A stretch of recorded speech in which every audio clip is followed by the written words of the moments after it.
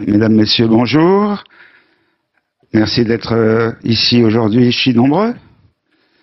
Quand j'ai cherché un titre à cette conférence, suite à mes conversations avec Pierre Bellambi, je me suis dit, finalement, les moustiques progressent, mais comment progressent-ils?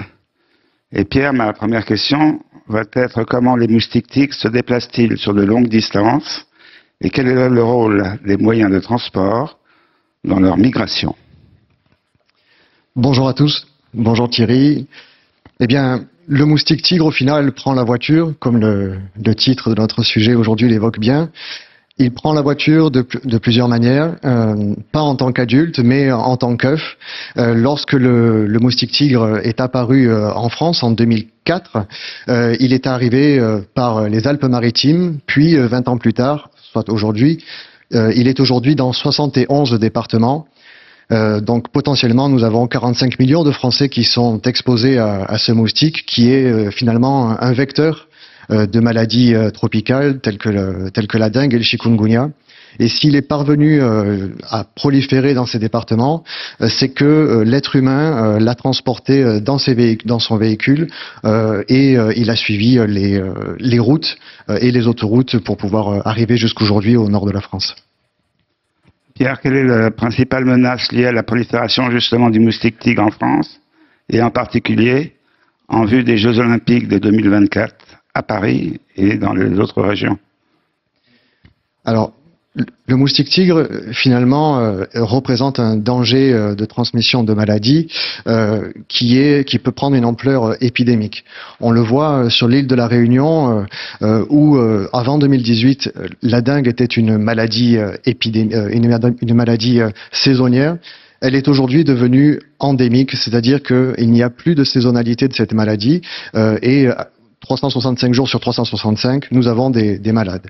Le problème qu'on peut retrouver en métropole, c'est que lorsqu'il y a, comme à Paris, des événements qui vont attirer du monde de la planète entière, il y a un risque de transmission de maladies avec des porteurs de virus et ensuite le vecteur moustique tigre que nous avons déjà.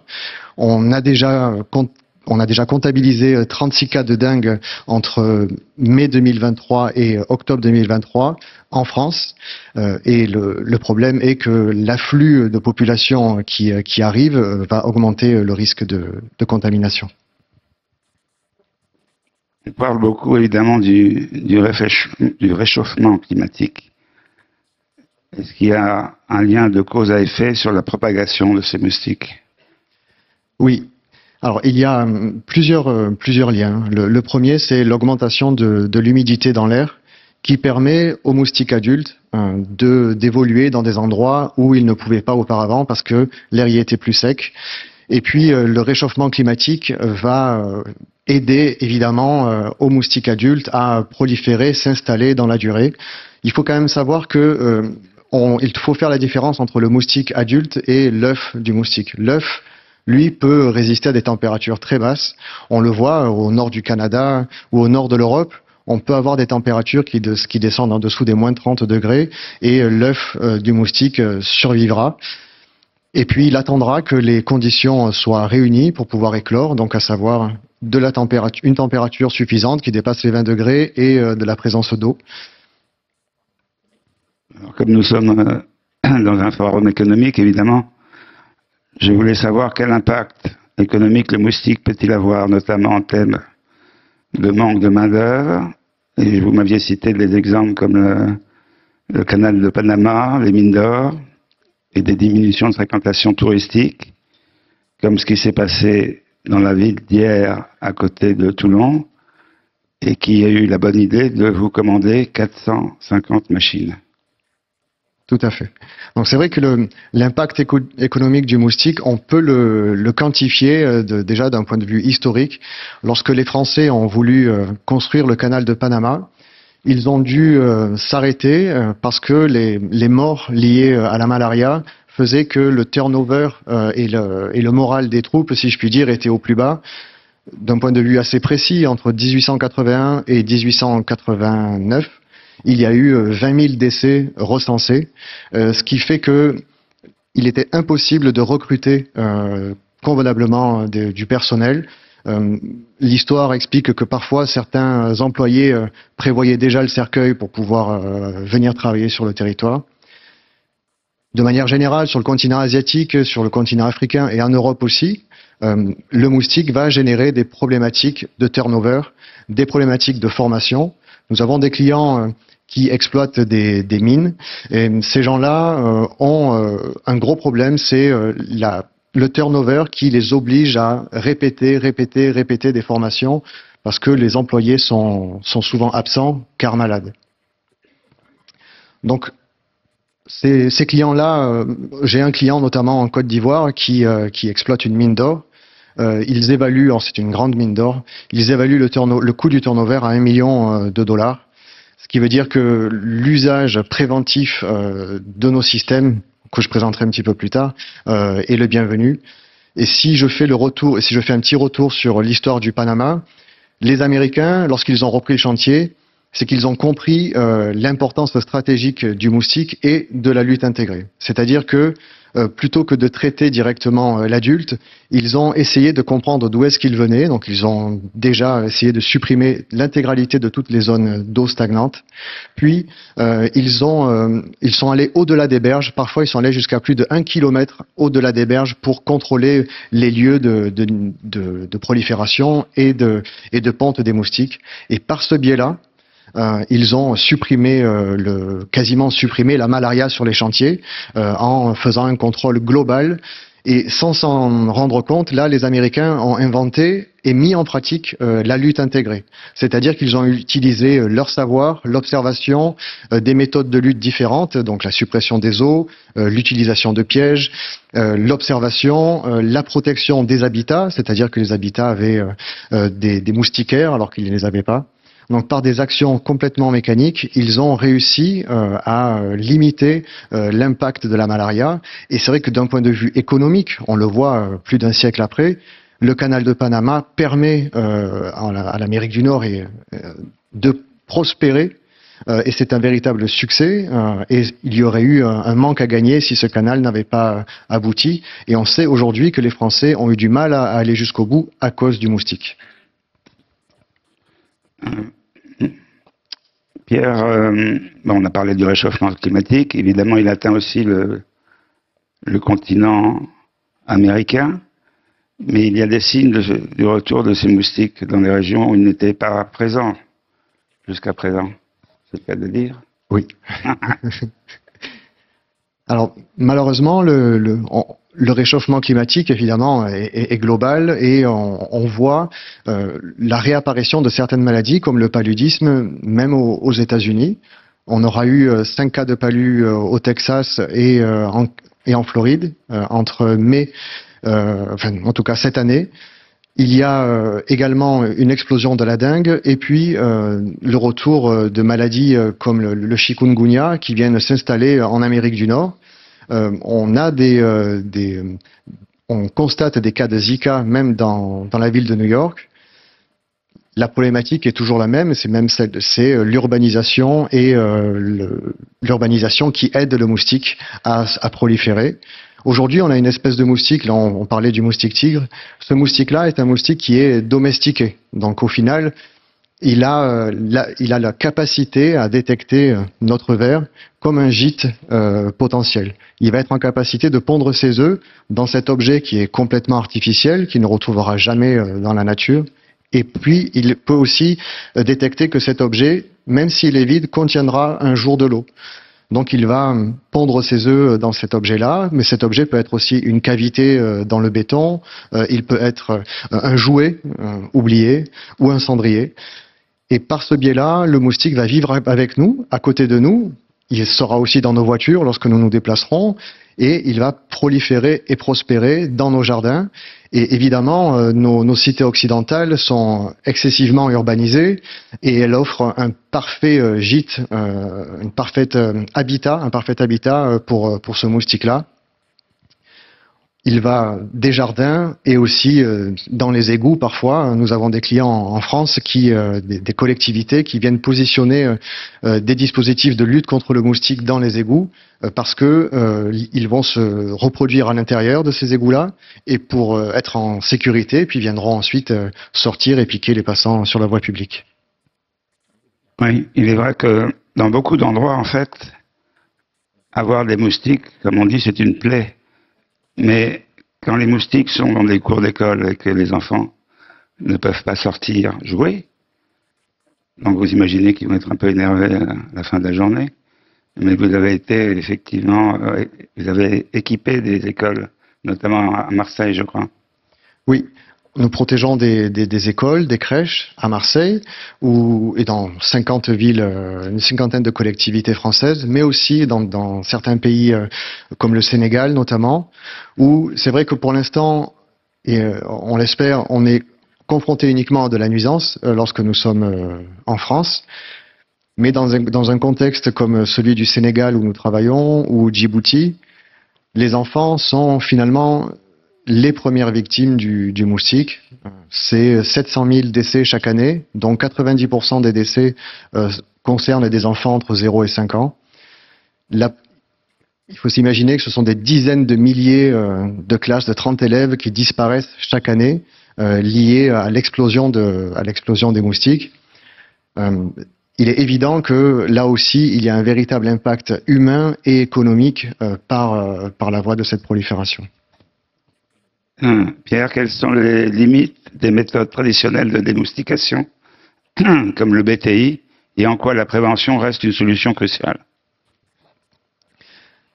Alors aujourd'hui, on est obligé de constater que il y a une trentaine d'années, quand il y avait des villes qui connaissaient un taux de mortalité infantile qui frôlait les 90%, l'usage de pesticides était vital, nécessaire pour permettre aux populations de sauver leurs enfants. Malheureusement, aujourd'hui, les moustiques sont confrontés aux traitements pesticides que je viens de citer, qui sont utilisés de manière récurrente. Ils sont aussi confrontés aux pesticides de l'agriculture. Et par ces deux voies-là, nous avons des insectes qui sont en permanence en train de s'adapter aux molécules auxquelles ils sont confrontés. Là, on parle de résistance. Alors la résistance du moustique, elle se passe de la manière suivante. Le moustique va générer... Ils mettent un masque? Ils ne mettent pas de masque, non. Le moustique, en fait, est en capacité de pondre des centaines d'œufs toutes les 48 heures. S'il y a une anomalie génétique dans la descendance qui va lui permettre de ne pas réagir à un des pesticides, à un des poisons, cette anomalie génétique va se reproduire sur sa propre descendance. Et étant donné la capacité exponentielle de reproduction des moustiques, on a affaire aujourd'hui, dans les endroits où on travaille, en Afrique et en Europe, à des moustiques qui présentent des marqueurs de résistance à tous les pesticides qu'on leur propose. Et nous travaillons par exemple à Kaolack, c'est une ville qui est dans le sud du Sénégal, où le taux de contamination au paludisme est très élevé. Dans cet endroit-là, 90% des moustiques qui véhiculent le paludisme présentent des marqueurs, ce qui veut dire factuellement que lorsqu'on pulvérise des pesticides, le moustique n'est pas impacté. C'est comme si on lui pulvérisait de l'eau. L'autre problématique, c'est que ces pesticides vont avoir un impact sur des insectes et des animaux qui ne sont pas ciblés à la base.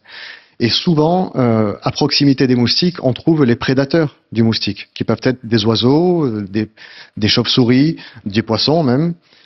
Et ces animaux-là seront finalement tués par le produit qui vise à tuer le moustique. Et là, on vient ensuite s'amputer encore d'un allié qui pourrait être en fait le prédateur naturel du moustique et qu'on va tuer.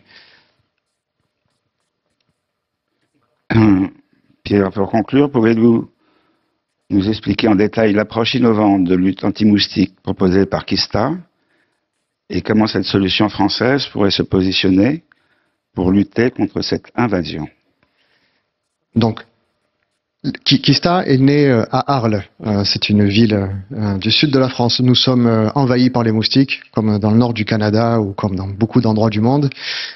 Et nous avons été confrontés aux mêmes problématiques qu'on trouve sur le monde, c'est-à-dire l'usage outrancier des pesticides et des larvicides qui ont fait disparaître nos chères libellules et nos chers animaux prédateurs naturels du moustique. Donc nous avons créé un piège qui simule la respiration de l'être humain et par cette simulation, il va capter l'attention des femelles moustiques qui veulent piquer et qui sont en capacité de pondre des œufs de manière exponentielle dans la journée. Et on va les collecter. Et en faisant ça, on va faire réduire le nombre d'œufs pondus sur un rayon d'à peu près 60 mètres et on va faire chuter les taux de piqûre de 88%. Donc nous avons une dizaine de publications scientifiques internationales qui mentionnent ces performances-là. Nous avons 12 000 pièges répandus dans 24 pays sur 4 continents. Les pièges aujourd'hui sont intelligents et sont équipés d'ordinateurs avec des capteurs optiques qui sont en capacité d'analyser si l'insecte capturé est un moustique ou pas. Ce qui nous permet... Il n'y a pas le sexe. Non, pour l'instant, pas de sexe. On capture que les femelles, on capture aussi quelques mâles qui suivent les femelles, mais ça ne serait tardé. Et puis par ce biais-là, on est en capacité de fournir aux autorités sanitaires, par exemple, je m'appuie beaucoup sur le Sénégal parce qu'on a un énorme projet en cours où on protège une ville complète. Et on travaille avec les autorités locales, c'est-à-dire que eux ont une vue sur les logiciels et sont en capacité en temps réel de voir les niveaux d'infestation quartier par quartier. Ce qui veut dire que là, on rejoint un petit peu les idées qu'avaient eu les Américains dans l'esprit de la lutte intégrée, sauf qu'on y ajoute de la technologie. Là, aujourd'hui, les autorités vont cibler leurs déplacements et vont venir annihiler les zones qui vont proliférer, qui vont permettre la prolifération naturelle du moustique.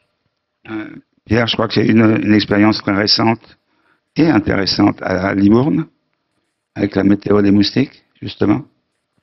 C'est juste, on a donc une ville française qui s'appelle Libourne, qui détient une bonne centaine de pièges.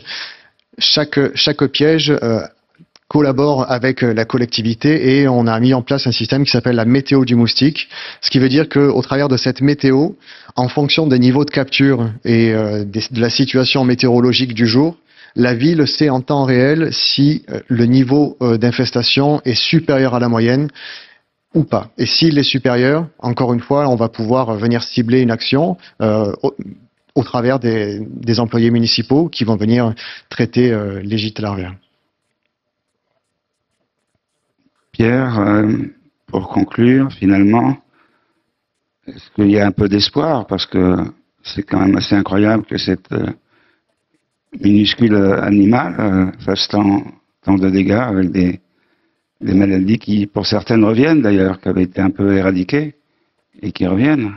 Donc, faut-il que chaque jardin, chaque ville s'équipe de Kista? Dans l'absolu, oui. Mais effectivement, par exemple, on a un cas concret, le pays Djibouti, où on travaille. En 2015, l'État se déclarait comme malaria free, plus aucun cas de paludisme. Et on a eu une espèce invasive qui s'appelle Anopheles stephensi, qui véhicule le palu, qui est un moustique aussi très domestiqué, qui, comme le moustique tigre, prend la voiture, prend les transports en commun, est arrivé par les voies maritimes, a envahi les centres urbains. Djibouti, et là on fait le lien avec le réchauffement climatique, Djibouti a connu une augmentation des précipitations liées au niveau du taux d'humidité dans l'air, une de grosses problématiques pour évacuer les eaux de pluie, ce qui veut dire que ça a favorisé l'implantation de ce moustique sur le territoire. Et aujourd'hui, le pays, c'est-à-dire en 8 ans, est débordé par les cas de malaria qu'il n'arrive pas à gérer. Et en plus de ça, un cousin du moustique tigre est venu s'implanter pour véhiculer cette fois-ci le chikungunya de la même manière que son cousin. Donc, ce qui veut dire que on a de l'espoir, mais je pense que il est impératif d'avoir une vue globale du problème, c'est-à-dire on doit sensibiliser tous les citoyens. Si les moustiques sont domestiqués, c'est parce qu'aussi on lui permet dans nos propres jardins de se développer. Donc là, il est absolument nécessaire d'éduquer, de sensibiliser les personnes sur leur capacité à faire proliférer cet insecte ravageur. Et puis aussi, les collectivités doivent être sensibilisées sur le fait que l'usage simple et simplissime d'un pesticide a des conséquences. On le voit aussi dans le phytosanitaire, ça a des conséquences sur la santé. Là, concernant le moustique, les conséquences sont le niveau d'augmentation de la résistance, qui fait que peut-être dans quelques années, on se retrouvera dans le même cas que Djibouti, qui s'est vu amputé de centaines de morts liées aux maladies véhiculées par le moustique. Je trouve que peu de personnes parlent de ces cas, en fait. C'est un peu mis sous le tapis, ce qui est dommage. Pierre, pour vraiment conclure, parce que j'ai fait 3 conclusions déjà, mais quand on parle peu mais bien, peut-être juste un mot économique sur les clients. On a parlé des villes, mais vous avez des campings, vous avez des hôtels et j'espère bientôt des golfs, du fait que justement en protégeant des zones, et notamment la période de début de nuit, ce qu'on appelle chien et loup, fait que les moustiques attaquent. Donc personne ne reste à l'extérieur d'un bar pour consommer. Oui. D'un point de vue B2B, nos clients restaurants, hôtels, golf, effectivement, vont protéger l'intégralité des zones qui permettent de générer un chiffre d'affaires et un revenu récurrent, que sont les zones de consommation, bars, restaurants et autres. On le voit aussi lors d'événementiels, c'est-à-dire que lorsqu'on reçoit du public en extérieur, le moustique aussi est un véritable problème et fait fuir au final la clientèle et la réputation. L'usage aussi de nos machines permet à nos clients d'expliquer à leurs propres clients qu'ils ont une approche environnementale et qu'ils prennent soin de leurs clients par 2 manières: la protection des piqûres par un système écologique et par aussi le fait d'éviter d'utiliser des pesticides qui pourraient les empoisonner. Merci Pierre. Donc Pierre est venu avec son carnet de bons de commande. Donc vous pouvez venir le voir pour commander des machines Kista. Merci à toutes et tous. Bonne fin d'après-midi. Merci Thierry. Merci à tous.